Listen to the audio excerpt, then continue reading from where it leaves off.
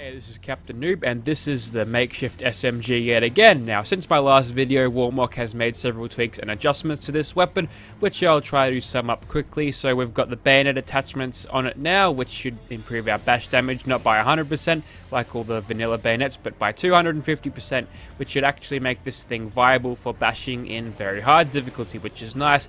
It also has a few elemental attachments and several other neat tweaks along the way, so that's good.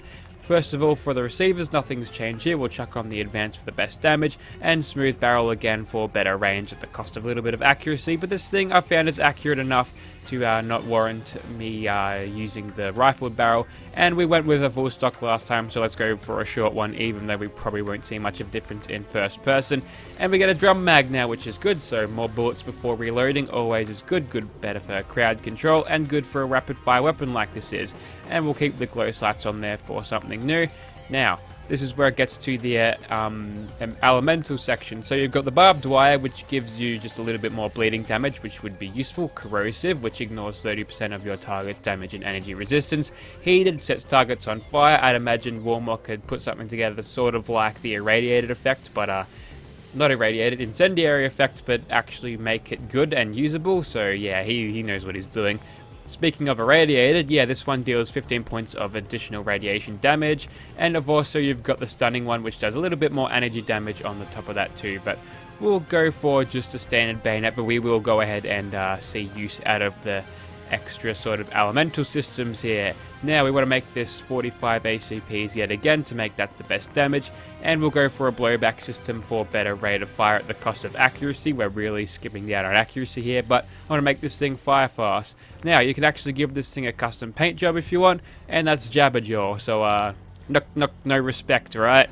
Anyways, that's a cool little thing there. There's not really much to it, but that's basically the Hot Rod Shark paint Jabberjaw there. It doesn't turn the whole thing green like the Creation Club does, although those are still sort of compatible with it, so if you're into that, then sure, there you go. And for the legendary effect, we're going to leave that as is for now. We'll take this into Gunner's Plaza, gather a few friends, because yeah, I want to see how this thing does with a group of people following you around.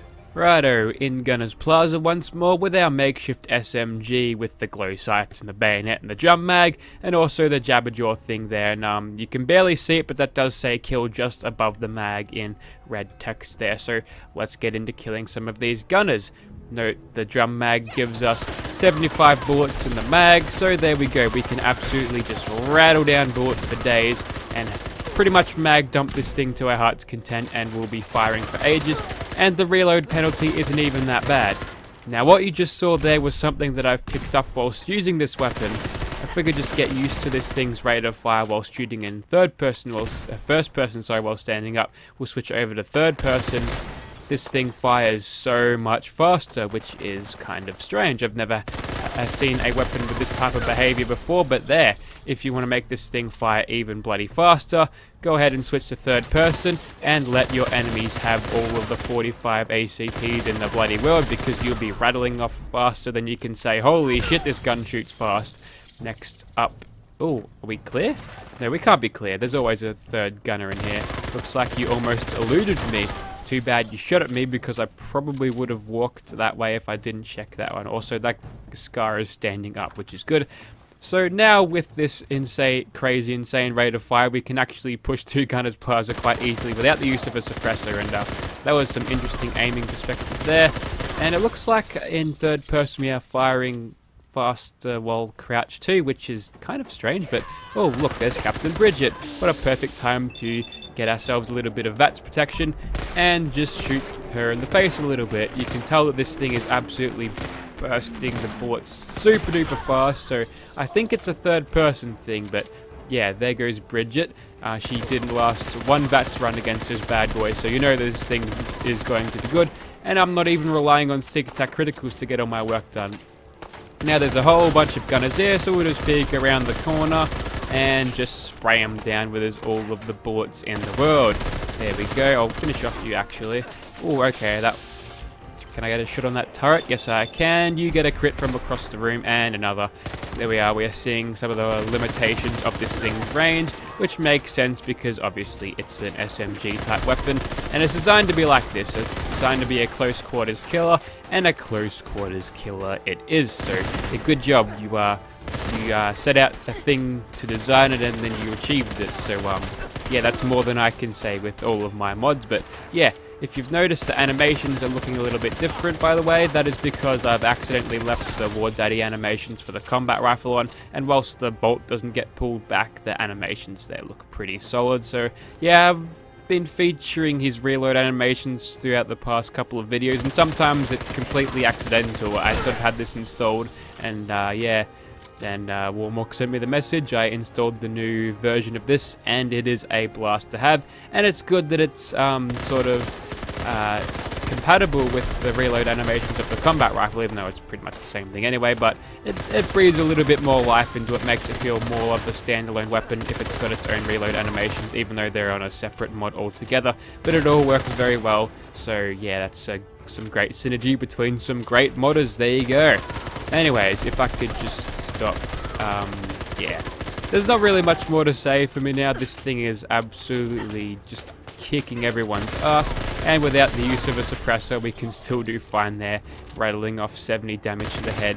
It's probably a little bit unrealistic, but we're firing that quickly that we kill him in a timely manner anyways, and I pretty much already killed that turret. So there you go, that was the new Makeshift SMG in Gunner's Plaza there. Use it in third person, and this thing will bloody fire as fast as you can drive a Commodore. That's pretty fast, right? Anyway, we'll grab some friends and we'll go and storm some of the super mutant encampments in the Super Duper Mart place. No, wrong store. Righto, here we are in Fallon's department store. Finally remembered the name, and we've brought the squad along with us. So Raine has the serrated one, doing a little bit of bleed damage. Winter has the incendiary one, doing a bit of burn damage. Bridget over here unfortunately has the radioactive one, and we're not going to tell her because she'll probably gut us with the bayonet, but yeah, that really doesn't work against super mutants, so she's going to be pretty redundant here, but she's got the gunner camo on her gun, so that kind of makes up for it. And Phoebe has the stunning bayonet on hers, so hopefully we can see a little bit of that as we get into the gameplay. But to speed up the first couple of kills, I'm going to go into sneak mode, and so should they until they find themselves in a caution state. Then they'll run around and draw attention. And now we'll get into killing these super mutants. So again, with the sneak attack criticals, you can massively elevate this thing's effectiveness against the toughest enemies in the game, apart from fog crawlers, that is. And yeah, you can actually do kind of well with it. Now, while these dudes are following me up the stairs, we'll just go ahead and sprint, get ourselves detected by these super mutants, and then we can see them attempt to put lots of damage over time on them. And whilst we're all dogpiling on them, we can do a lot of damage. So, okay, looks like the stunning effect doesn't work against super mutants. For some reason, the super mutant here isn't, oh, he's on fire though, although that might be just mutation. No, he was actually casting light. That was, Winter lighting him up, and I'm pretty sure, being Brotherhood of Steel Alliance, she loves nothing more than burning some super mutants alive, which is good. Every time you see him flash with electricity, that is Phoebe hitting him, and it doesn't look like they're being stunned all that much. Also, one of these super mutants here has one of the laser snipers, and for some reason is just creating a whole light show across the entire shop, so that's kind of weird. We'll just go ahead and crit him in the face 3 times there, and we're really punching above this thing's weight in terms of range, so we're not doing that much damage at all, and I'm pretty much wasting crits here, so I'll give up. Winter, how you doing down here? She almost dropped a super mutant warlord by herself, but you've left the doggos there. Don't forget the doggos. You just let me get bitten. Thank you for that, Winter. Righto. Now, we've got more super mutants down there as usual. I'll probably just press on ahead and see if the companion AI will catch up. Hopefully they'll teleport down to me in a bit. But for now, we're doing okay damage. And with a little bit of a hiccup there, we are back playing. I'm not sure what decided to happen there. Also, that one's got a Gauss rifle, so... oh, you're hitting really hard with that Gauss rifle too. Could it possibly be an assassin's Gauss rifle? That would be the worst thing for me. It was a kneecapper Gauss rifle, so Okay, I could have gotten kneecapped from that. The kneecapper perk actually does transcend the adamantium skeleton perk, which is interesting because I've been shot at by a raider with a kneecapper minigun whilst having the adamantium skeleton perk, and I was still hobbling around like I've been shot in the kneecap, so there you go. There's a little bit of interesting thing there. And also, all of my companions have caught up, although they are not hitting them with very much efficiency from this far away, which would make sense because I wouldn't, because this thing is obviously not designed for engagements out this range. Is probably pushing it a little bit too hard. You can see there that I'm only getting 12 damage per hit, so to make this thing more effective, all we need to do is close the distance a little bit and spray him in the face, preferably in third person because we actually do shoot faster, but then we get staggered due to the cap explosion there. That is one of the more annoying things about that perk. Apart from getting rich, it is actually a pretty good perk actually, but it's a little bit annoying sometimes when you get staggered by the cap explosion by being so close, but sometimes enemies do too, so it all sort of works out sometimes, especially in crowd control situations. If you have a lucky one of them, you can stop getting shot or chased down for a few seconds because they're staggered. But yeah, that was the Makeshift SMG in Fallon's department store, and whilst the super mutants are tanky and resist a lot of damage, we made it through there alright, I suppose. Anyway, we'll finish off a monster and then I think we'll call it a video. Righto, let's see if we can't kill this giant ass scary Mirelurk lobster dude with our 4 companions here to dogpile on him for us.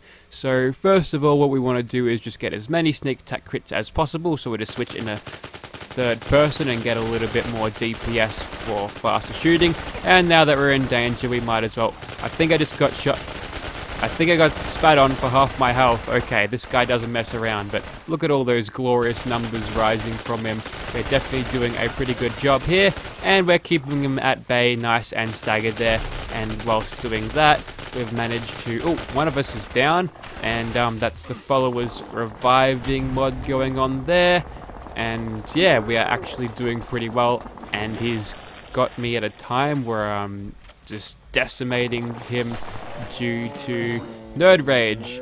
Also, he glitched out there, but his physics didn't throw him across the map like it would normal. So that was the followers revive system work, and if your companions have stim packs, they just go ahead and revive the people. But for some reason, they don't use this animation to revive them. They use the power arm animation, which involves them turning their hand like they're cranking something. That's kind of weird, but yeah, it's a pretty solid mod. It makes the companions sort of work around each other. So if you want to sort of role play as Winter as the medic, just give her all the stim packs and she'll revive people. That's pretty neat.